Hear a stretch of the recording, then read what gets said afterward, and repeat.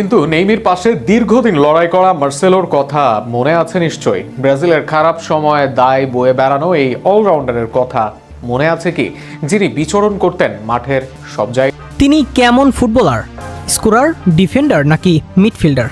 কারো খেলা দেখার পরেও যদি আপনি এমন প্রশ্নের সম্মুখীন হন, বুঝে নিতেই পারেন ফুটবলারের নাম মার্সেলো।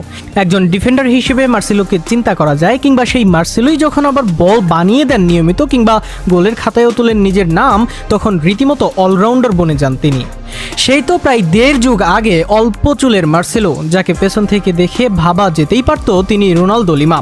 সেই মার্সেলোর ছবি এখন চোখে ভাসতেই আসে লম্বা চুলের কেহ। অবশ্য নিজের ক্যারিয়ারটাও কম লম্বা করেননি এই সাম্বা বিস্ময়। 2006 সালের কথা, ব্রাজিলের ক্লাব ফ্লুমিনেন্সের 19 বছর বয়সী এক তরুণের খেলা দেখে হতবাক গোটা রিয়াল মাদ্রিদ। তখনই তৎকালীন রিয়াল প্রেসিডেন্ট র্যামন ক্যালেড্রন সান্তিয়াগো বার্নাব্যুতে আমন্ত্রণ জানান সেই বিস্ময় বালককে।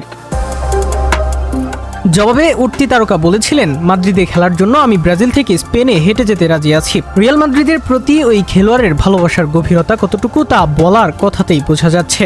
সাম্বা beauty Marcelo Vieira da Silva জুনিয়রের কথাই বলা হচ্ছে। ফুটবলারদের জন্য রিয়াল মাদ্রিদের মতো ক্লাবে জায়গা পাওয়া নিঃসন্দেহে অনেক বড় ব্যাপার, কিন্তু মার্সেলোর জন্য এটি ছিল বিশেষ কিছু। কারণ তার আইডল রবার্তো কার্লোস যে রিয়াল মাদ্রিদেই খেলতেন, এজন্যই হয়তো মাদ্রিদের প্রতি তার ভালোবাসা এত বেশি ছিল। শুধু আবেগ নয়, মাঠেও দারুণ কার্যকর এই ব্রাজিলিয়ান ডিফেন্ডার। একাদশে মার্সেলো মানেই মাঠ জুড়ে তার বিচরণ। রক্ষণ থেকে আক্রমণ ভাগ, মাঝ মাঠে, মধ্যমাঠ, 3 জায়গাতেই প্রতিপক্ষের আতঙ্ক হয়ে ওঠেন এই তারকা।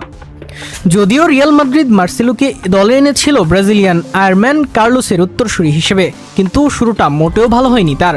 2007-08 মৌসুমে আসা নতুন কোচ ব্রেন্ট সুস্টারের দলে জায়গা পাননি মার্সেলো।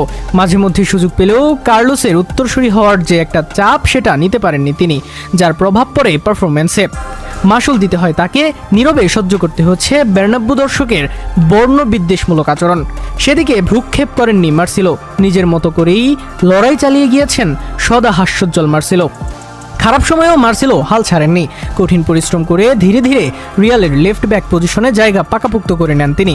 2007-08 মৌসুমের শেষ 16 ম্যাচের 11টিতেই প্রথম একাদশে ছিলেন মার্সেলো। এরপর 2009-10 মৌসুমে ম্যানুয়েল পেলেগ্রিনি আসেন রিয়ালের নতুন কোচ হয়ে। চিলিয়ান কোচের হাত ধরে আকাশের ওড়ার স্বাধীনতা পান মার্সেলো। পেলেগ্রিনি এসেই রিয়ালের রক্ষণ ভাগের দায়িত্ব বুঝিয়ে দিলেন মার্সেলোকে।